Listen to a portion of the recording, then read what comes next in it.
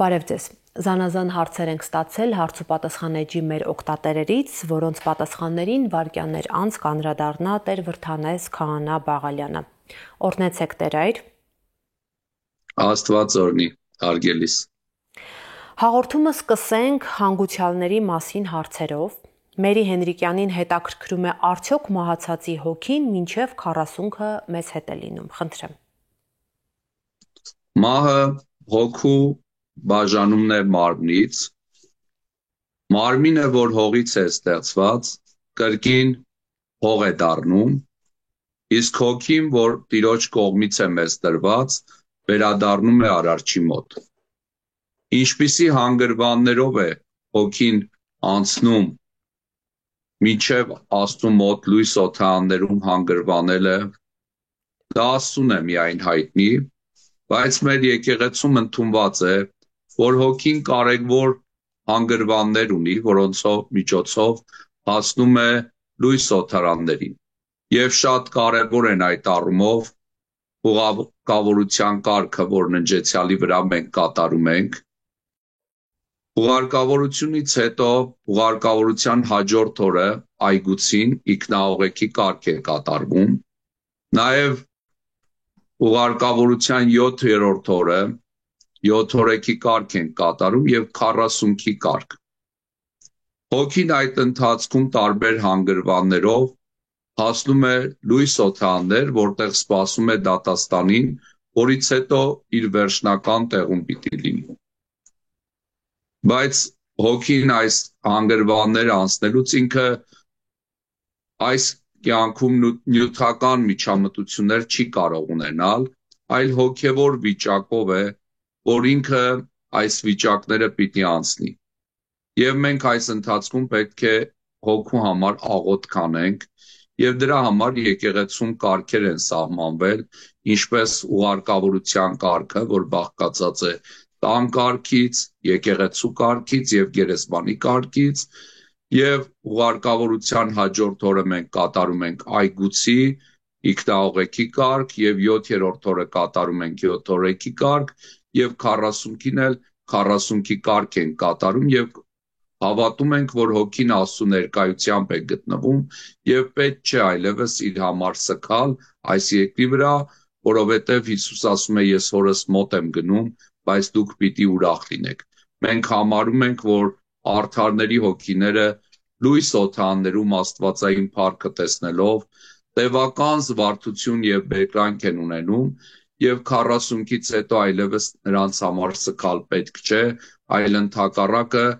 պիտի ուրախ լինենք, որ իրենք մեր երկնավոր հոր մոտ են եւ նաեւ մենք այս երկրի վրա իրենց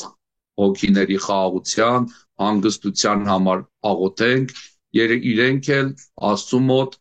մեր համար բարի աղոթարարներ են։ Շատ կարևոր է, որ մենք այս օրերի ընթացքում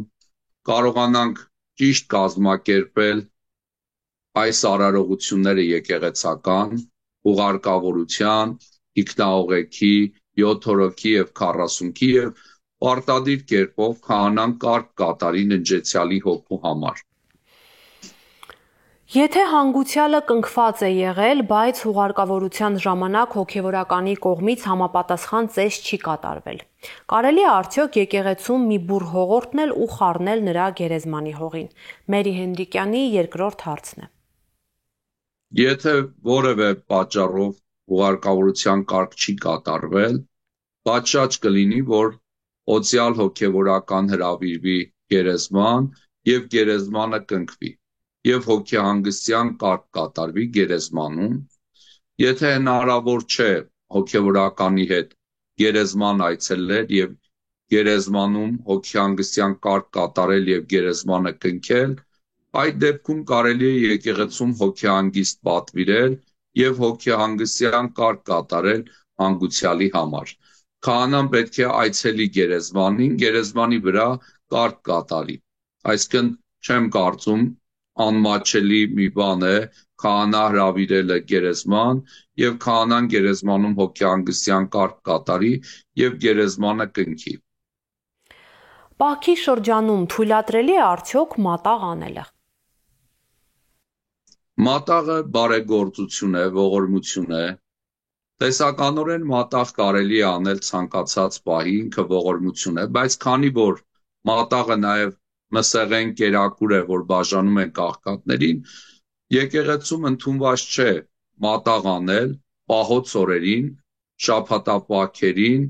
եւ առավել եւս մեծ բաքի շրջանում պատշաճ չէ մատաղ անել, որովհետեւ մենք շաբաթապահքերին չորեքշաբթի ուրբաթ օրերը եւ մեծ բաքի շրջանում պահք ենք պահում եւ ճիշտ չէ պահք պահող մարդուն մատաղ տանեն։ Եթե իրենք մատաղ են խոստացել, որ պետք է անեն, կարող են սպասել պահքի շրջանը ավարտվի եւ հարության տոնին կամ դրանից հետո, որ հինանց շրջանն է,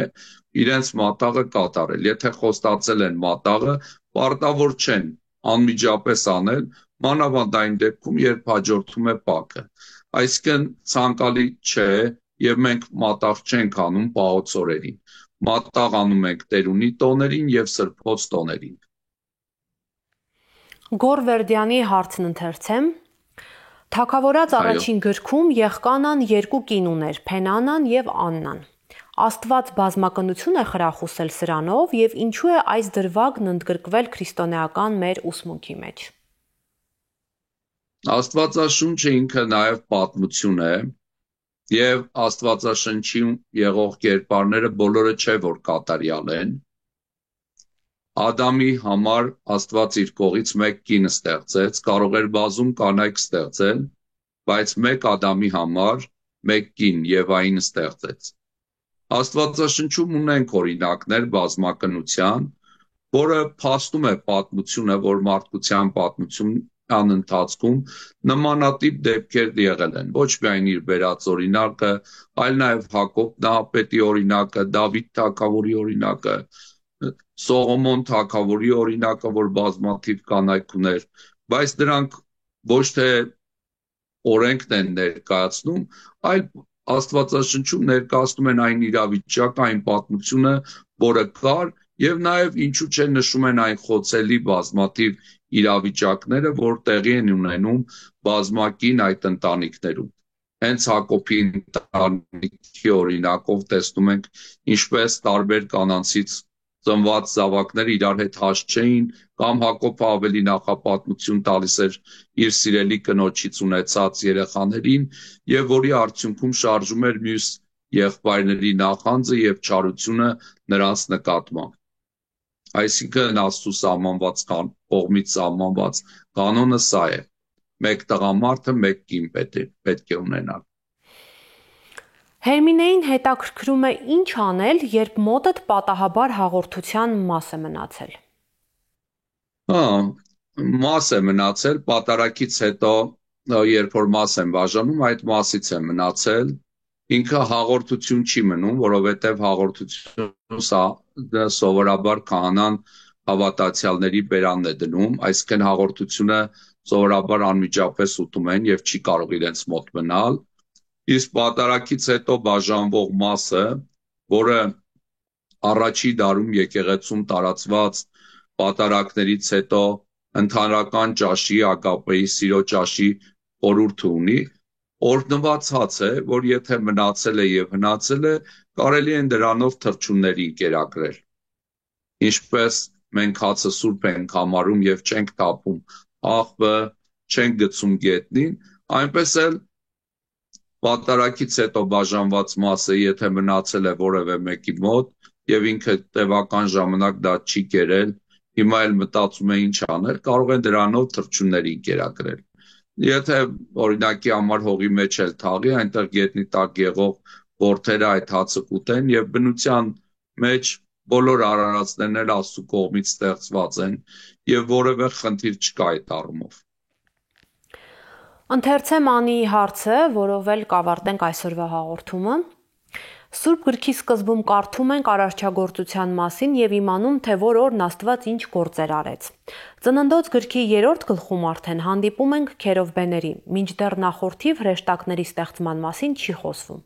Երբ Աստված ստեղծեց հրեշտակներին։ Այո, արդեն Աստվածաշնչի այդ 3-րդ գլխում տեսնում ենք, որ քերովբեներին Աստված պատվիրում է, որ հսկեն Եդեմական պարտեզը, որից իմանում ենք, որ արդեն երկնային զորությունները ստեղծվել են, որոշ եկեղեցական հայրերի մոտ կարդում ենք, որ հրեշտակները ստեղծվեցին այն ժամանակ, երբ Աստված ասեց թող լույս լինի եւ լույսի հետ միասին ստեղծվեցին։ Հոբի գրքում կարդում ենք, որ արարչագործության ժամանակ ասում է Աստծո որդիները երկնային աստղերը փառաբանում էին Աստծուն իր արարչագործության ժամանակ, այսինքն տեսնում ենք, որ երկնային զորությունները, հրեշտակները, նաև սերոբեները, քերոբեները, զորությունները, տերությունները եւ այլ երկնային զորություններ Աստծո կողմից արարված արարածներ են եւ միաժամանակ տեսնում ենք, որ իրենք արարչագործության սկզբի մասում, հավանաբար երկրի արարումից առաջ, իրենք արդեն ստեղծվել էին։ Շատ հարցեր կան, որ Աստվածաշունչը սպառիչ կերպով դրանց մասին չի խոսում, որովհետև դրանք նաև իմանալու, սպառիչ կերպով իմանալու անհրաժեշտություն չկա։ Մեր կյանքում ավելի առաջնային բաներ կան, Աստծո պատվիրանները պահելը, Աստծո սիրով ապրելը, օրինակ եղբայրասիրությունը, բարությունը, Աստծո պատվիրանները պահելը ավելի կարևոր իրողություն են, քան այն, թե իմանանք օրինակ հրեշտակները երբ ստեղծվեցին, ինչպես ստեղծվեցին, այսինքն հարցեր կան, որ շատ հայեցողական են եւ պտուղներ չեն տալիս բարի գործերի, արդար գործերի իմաստով։ Մենք պիտի փորձենք ինքներս Աստծո պատվիրանները պահենք, Աստծո կամքով ընթանանք, իմանանք, որ երկնային հրեշտակներ կան, զորություններ կան, որ մեր փրկությանը աջակցում են նաև եւ ուրախանում են մեր հաջողություններով, բայց բաներ կա, որ մարդկային սահմանափակ մտքի պատճառով մենք չենք կարող իմանալ եւ այդ մասին էլ Աստվածաշնչում տեղեկությունների պակաս կա, որովհետեւ Աստվածաշունչը ամեն ինչ չի, որ իր մեջ ներառում է։ Հովհաննես ավետարանիչը ասում է, եթե Հիսուսի կողմից արված բոլոր գործերը գրի առնվեր, թուղթն ու թանակը չէր բավականացնի, այլ գրի է առվել այնքանը, որքանը իմանալով մենք կարող ենք փրկություն ունենալ, որը անհրաժեշտ է մեր փրկության համար։ Շնորհակալ եմ Տեր Այր մեր հաղորդմանը մասնակցելու համար։ Ես էլ եմ շատ շնորհակալ հաղորդման հրավերքի համար, թող Աստված օրհնի մեր հեռուստահաղորդման լսարանին եւ այս հարցերն էլ, որ իրենք տվել էին, հարցերի պատասխանները թող օգնեն իրենց հոգու փրկությանը։ Շնորհակալ եմ։ Աստված օրհնի ամենքիդ։ Շարունակեք գրել ձեր հարցերը, ես սիրով կսպասեմ։ Հիշեցնեմ, որ տեսակապով մեզ էր միացել Տեր Վրդանես Քահանա Բաղալյանը։ Հաջողություն։